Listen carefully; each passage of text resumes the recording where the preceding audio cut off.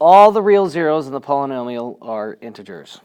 So if I use the rational root theorem, I know that it's the factors of this divided by the factors of this, and it's the plus or minus of them. So the factors of 8 are 8, 4, 2, and 1, and divided by 1, which is just that. Now, it's the plus or minus, which means it could be 8 or negative 8, or 4 or negative 4.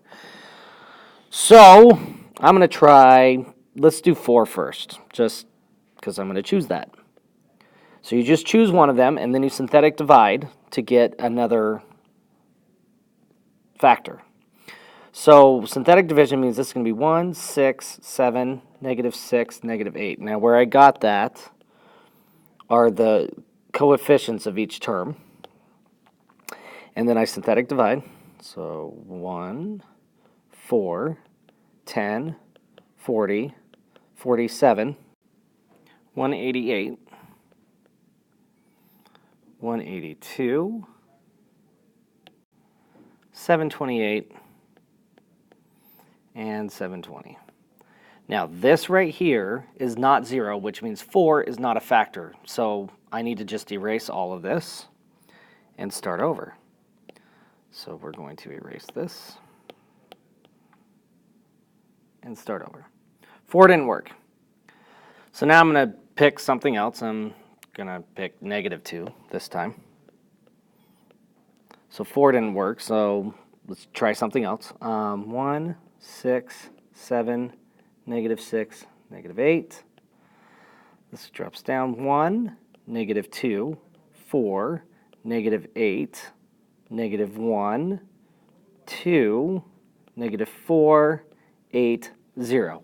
So if you have a 0 right here, that's a good thing. That means that this is a factor. And I'm going to write my factor like this. So this can factor out to be x plus 2.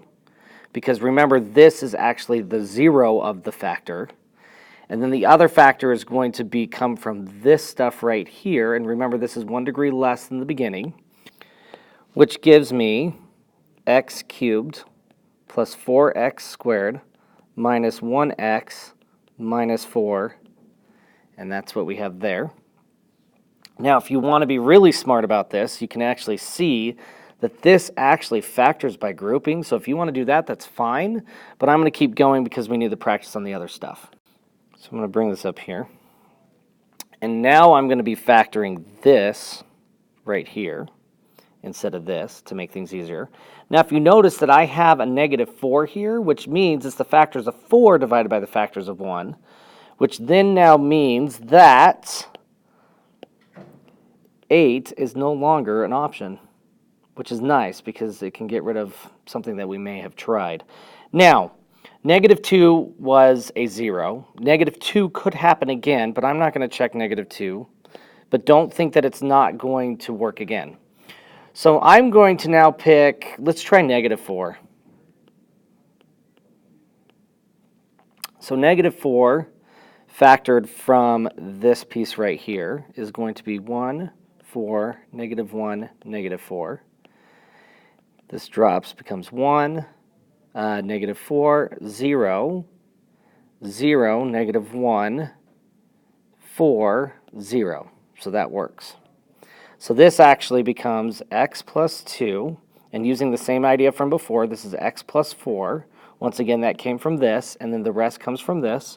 1 degree less than x cubed is going to be x squared minus 1. Now, from here, I can see very clearly that this is a difference of squares, so this becomes x plus 1, x minus 1. Now, if you wanted to, you could still do that same process before, but just realize that right here means that it's only the factors of 1, which means 2 is no longer options, and plus or minus 4 is no longer options, which means we only have plus or minus 1, and if you use one of them on it, it's going to factor out to itself, which means that this is my factored form of my original. So p of x can factor out to be this, and my zeros are going to be negative 2, negative 4, negative 1, and 1.